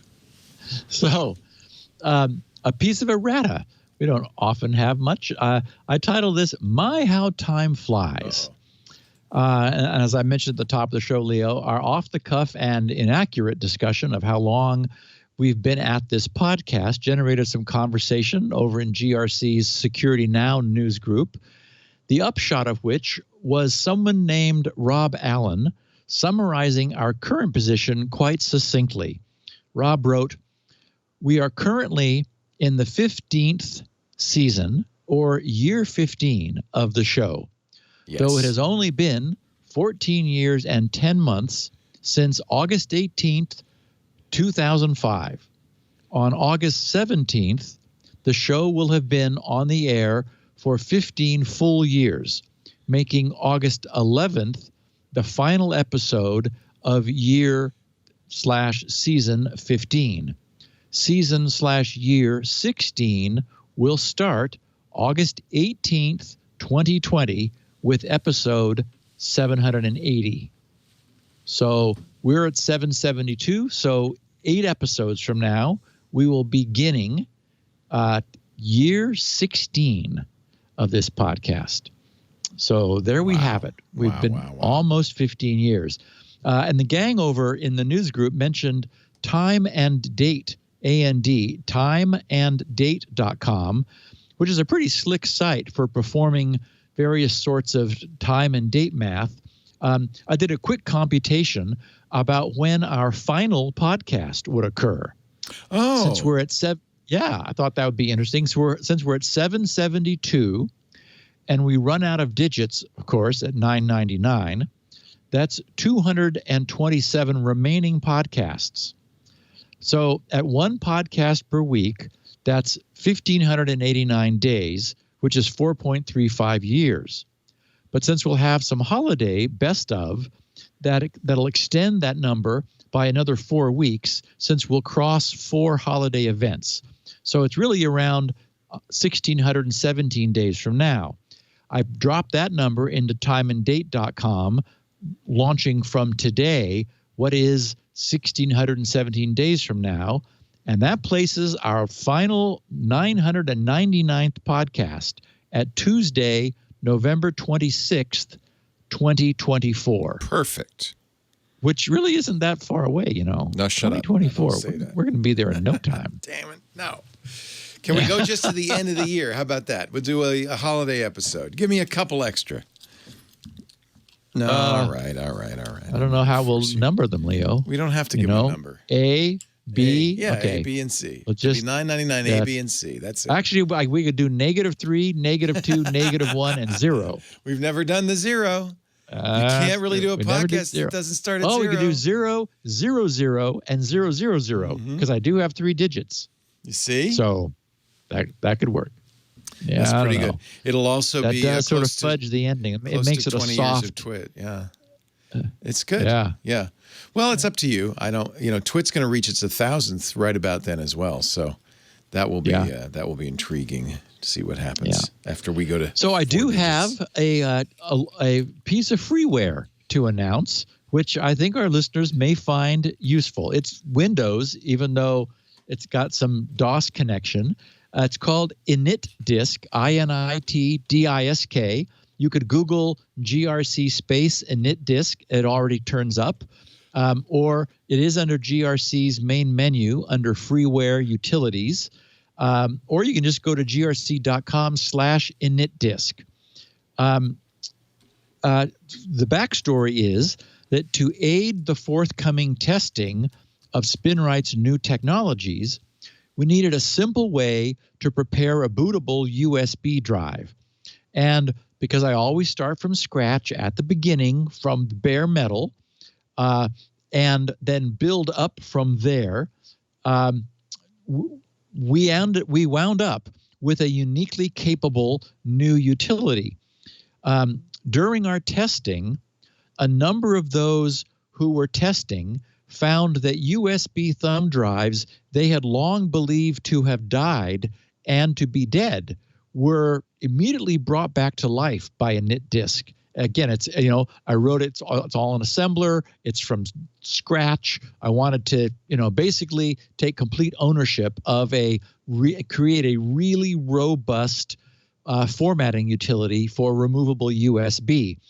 And just this morning, I encountered another report by a frequent contributor who goes by Obi-Wan in the news groups. He wrote, and he had not been participating all along, so he wasn't aware of Init Disk's ability to bring dead USB drives back. He said, tried it on a rather old TDK TF10 parens 8 gig USB stick, which was dead, he has in quotes. That is, Windows was unable to recognize it. At best, it was recognized, but a very small capacity. He said, found it inside a closet. Not sure how long it was there. At any rate, downloaded, meaning Init Disk, and started Init Disk. Upon startup, it asked me to insert the device, which is the way Init Disk operates, the way it identifies what you want to reformat. He says, asked me to insert the device, did so by inserting the, and again in quotes, dead key. Init Disk recognized it. He said, so I went on with the nuke. That's what you actually have to do. Once Init Disk recognizes it, it shows you everything it knows about it to help you identify it. And then you have to type NUKE in order to give it permission. He says, went on with nuke, and at end had the 8 gigabyte stick alive again. He says, not bad, I think. Further checks performed using various tools reported it to be okay. So, well, at least that Init Disk tool may be useful to recover, to some extent, not pretending miracles, some USB sticks. So anyway, as I said, I don't think Obi-Wan had been following along, so he wasn't aware that we had seen a number of these instances. So the industry has a bit of new freeware from GRC. As I mentioned, it's the first of what I expect will be a couple offshoots from SpinRight's work. The next thing will be a very cool bare metal bootable mass storage device benchmarking tool. That's what I'm immediately going to start working on. Given the fact that GRC's DNS benchmark remains our #1 most downloaded utility. It's now at nearly 5.8 million downloads, and it's being downloaded at a rate of 3,000 per day. My hope is that this forthcoming mass storage benchmark will also develop a following. And there's a method to my madness here. Everyone who uses it will also be simultaneously testing and verifying the new hardware driver suite that will be then moved into SpinRight. So the more early testing we can get of that new code, the better. And also, anyone wishing to verify that the next and all future SpinRights will work for them on whatever hardware they have will be able to use this free benchmark utility, which utilizes all of the same technology, to verify that for themselves, to make sure. And of course, if not, I want to know about it so I can fix it now. So I'll also be launching shortly a new set of GRC forums to make reporting and managing of any problems much easier for the users of the benchmark. So lots of happy activity going on over here, and some cool new code being produced. You can optionally have Init Disk create a bootable FreeDOS disk for you. You just add the command FreeDOS after Init Disk. It's not the default because most people are not going to want that. They're just going to want a nice, a nice reformatted USB stick or drive. You can even use one like I used a USB to SATA interface, and it beautifully formatted. It'll run on any drive up to 2.2 terabytes, which is the limit for the 32-bit sector count, which the MBR, the master boot record, uses. This is not yet GPT. We will be at some point adding that, but not at this point yet. This is just to make it easy to boot things for people who want to play with my forthcoming work in FreeDOS. Okay, ripples in the space-time continuum. The rhetorical question is, just how much damage can a little two-person company situated in Cincinnati, Ohio, do to the world? The answer to that question was likely revised this week. The company is Trek, T-R-E-C-K, Inc. They've got a very up-to-date looking website at https://treck.com. The site's homepage declares, since 1997, so 23 years, Trek has been designing, distributing, and supporting real-time embedded internet protocols for worldwide technology leaders. What could possibly go wrong? No, it doesn't say that. They said the Trek TCP/IP stack designer and Trek co-founder has more than 20 years experience and is a leading expert in embedded internet protocols. Well, as we know, anyone can be forgiven for making a mistake. And arguably, someone should probably have given a good hard look at these offerings before allowing 23 years of embedded device adoption to have occurred. But now is when we are. And as the Hacker News summed it up in their headline, new Ripple20 flaws put billions, with a B, of internet-connected devices at risk of hacking.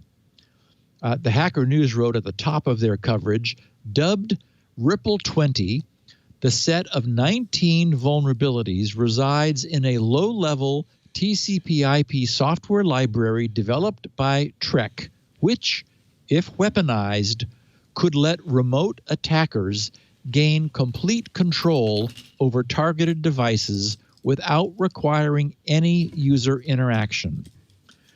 According to Israeli cybersecurity company JSOF, which I'll just be saying as JSOF, who discovered these flaws, the affected devices are in use across various industries ranging from home consumer devices to medical, healthcare, data centers, enterprises, telecom, oil, gas, nuclear, transportation, and many others across critical infrastructure.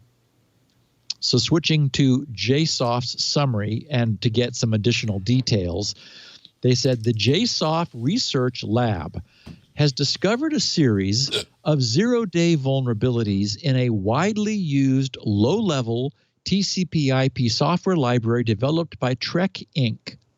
The 19 vulnerabilities, given the name Ripple20, affect hundreds of millions of devices or more and include multiple remote code execution vulnerabilities.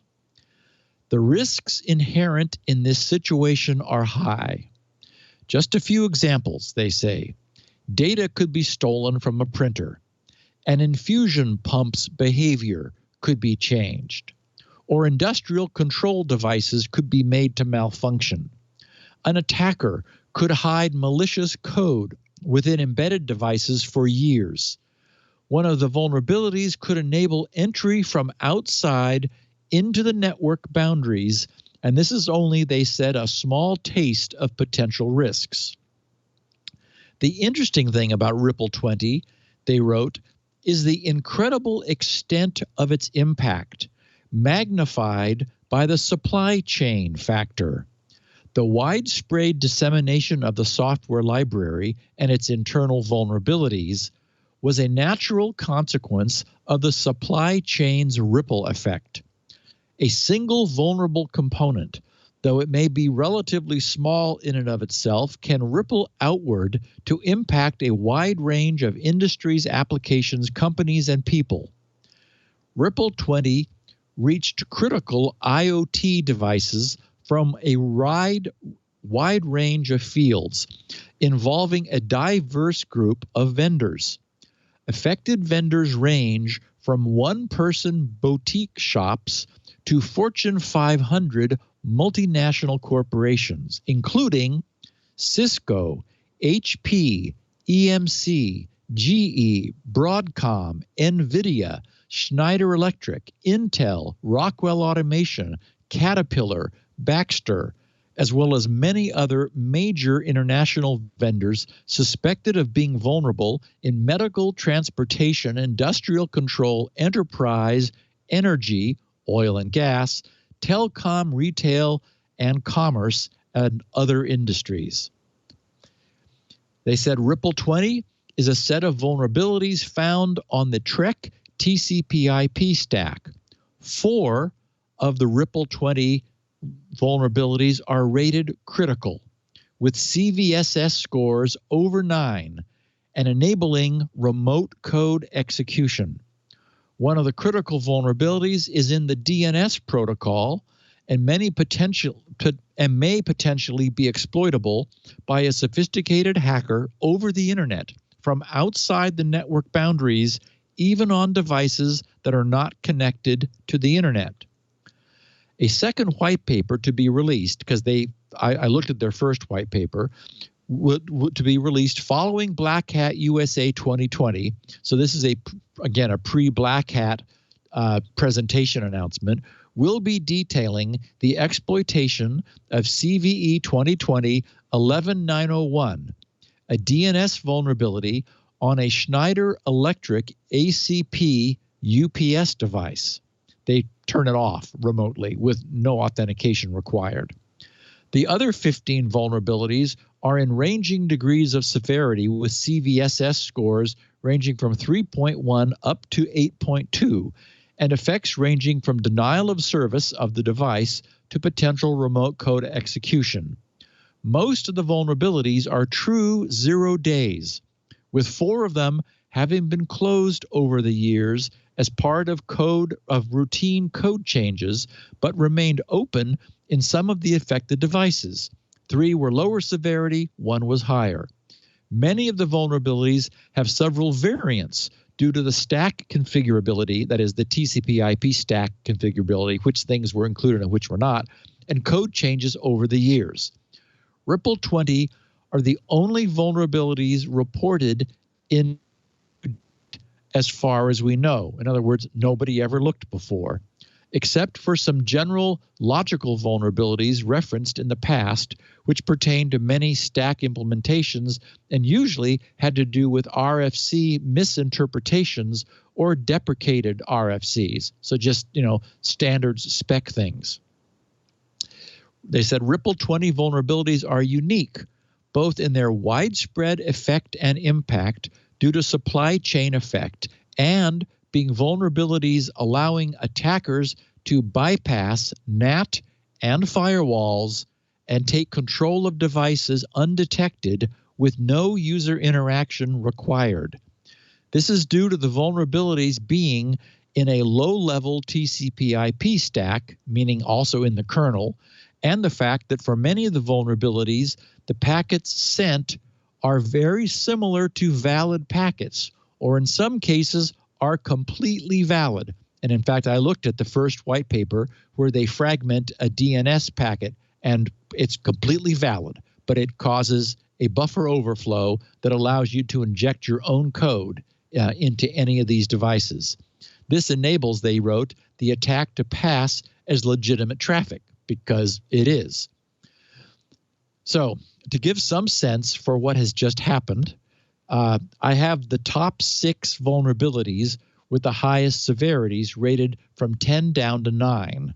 And of course, 9 is still house on fire. So the number 1 most severe vulnerability, the one I referenced, has a and this is a CVE 2020-11896, and this is from the formal CVE severity scoring. This is not these guys pumping this up.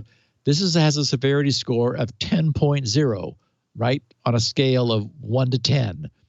Improper handling of length parameter inconsistency in IPv4 UDP component, that's DNS, when handling a packet sent by an unauthorized network attacker. This vulnerability may result in remote code execution. And I'll just tell everybody that you fragment a UDP a DNS packet, and you get to run code on these devices. Also, 10.0, improper handling of length parameter inconsistency in IPv6 component when handling a packet sent by an unauthorized network attacker. This vulnerability may result in possible out-of-bounds write. So you get to write over areas that you're not supposed to. Again, executing code. 9.8, improper handling of length parameter, and so forth.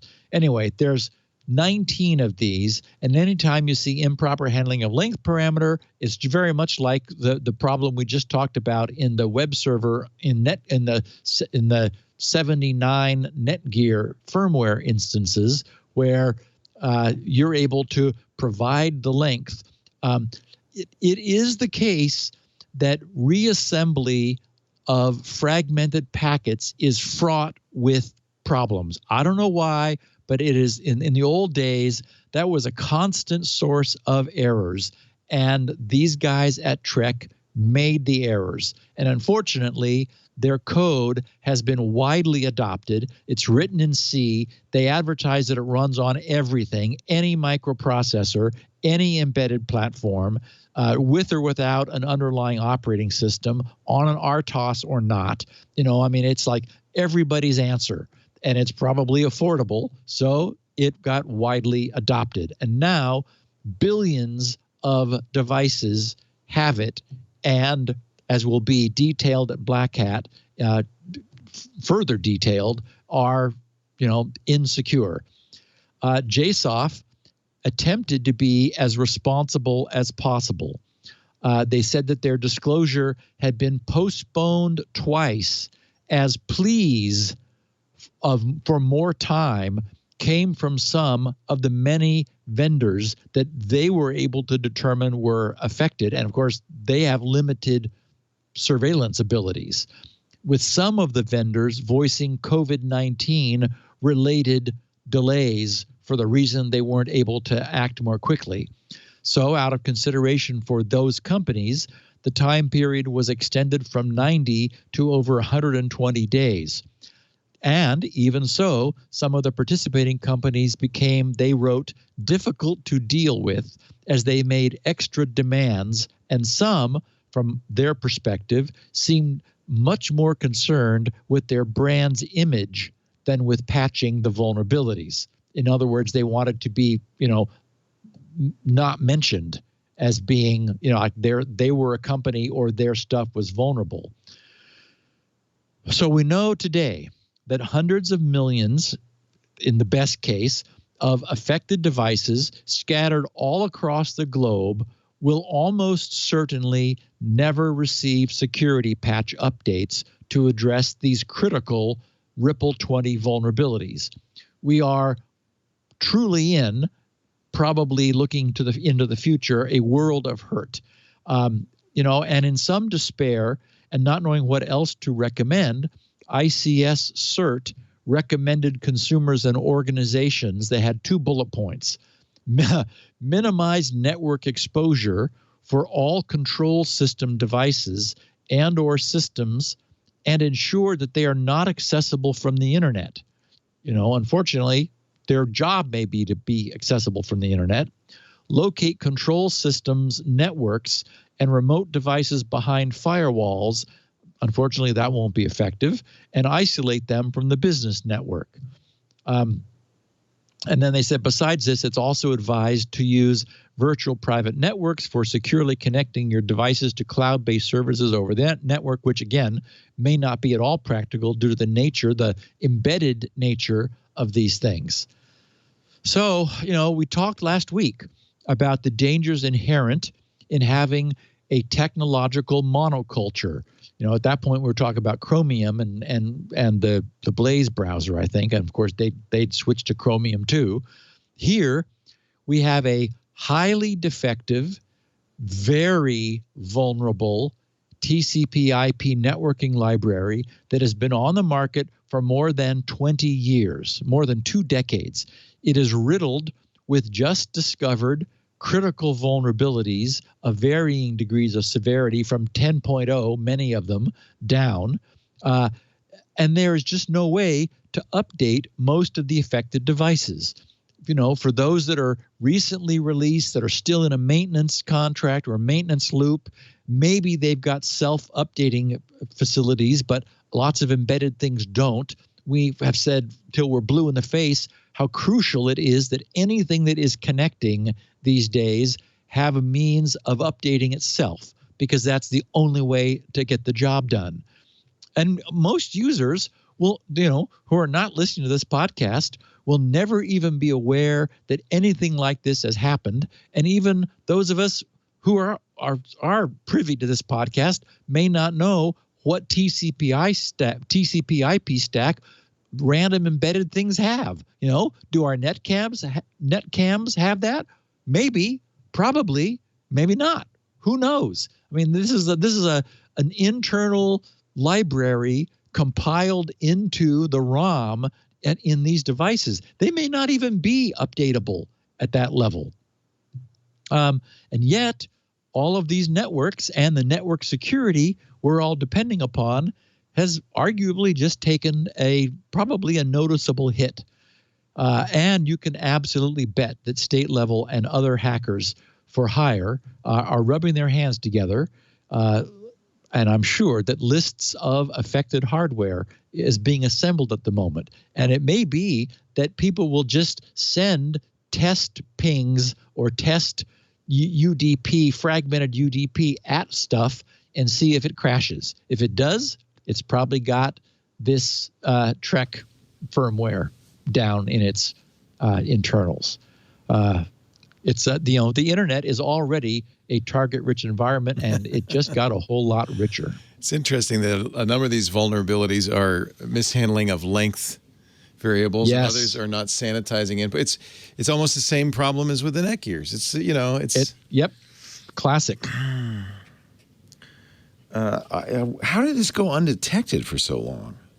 Yeah, it's not open source. That's part of the problem, right? So nobody. Correct. And it's embedded, so probably nobody was testing it. I think that it worked. I mean, right. and that's just it. Some engineer somewhere said, "Oh, look, this, it works," and I'm done. My problem has been solved because my boss said we needed to hook this to the internet.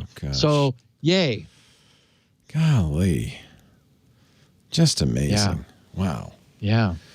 All right, Steve, there we go. Once again, you've made me all excited about the future of the internet.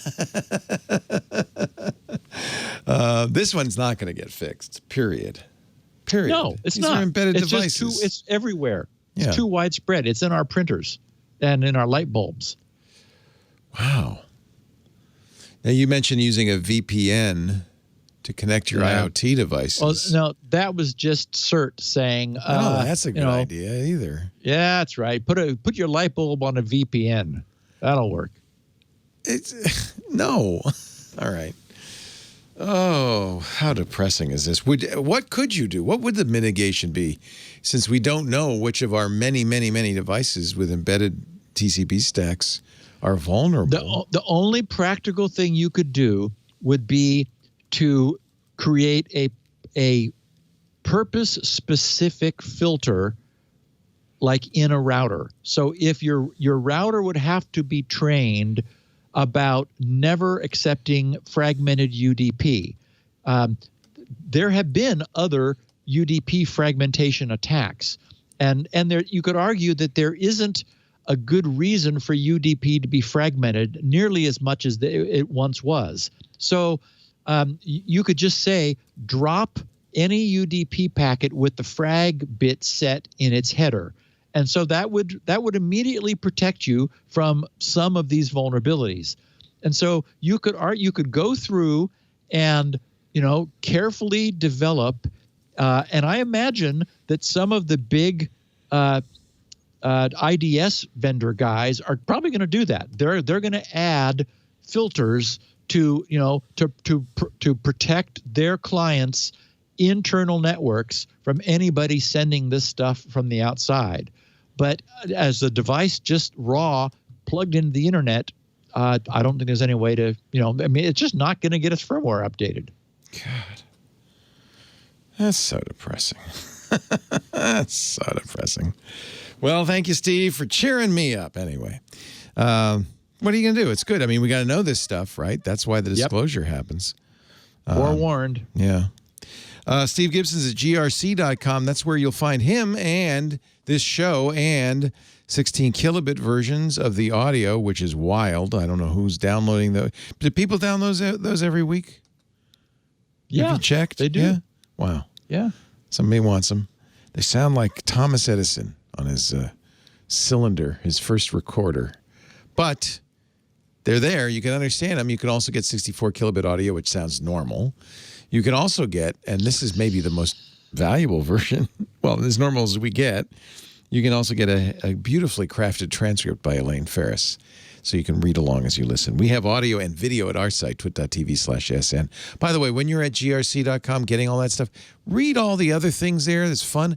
And pick up a copy of SpinRite. If you get version 6, you'll get version 6.1 the minute it's available. You also get to participate in the beta tests.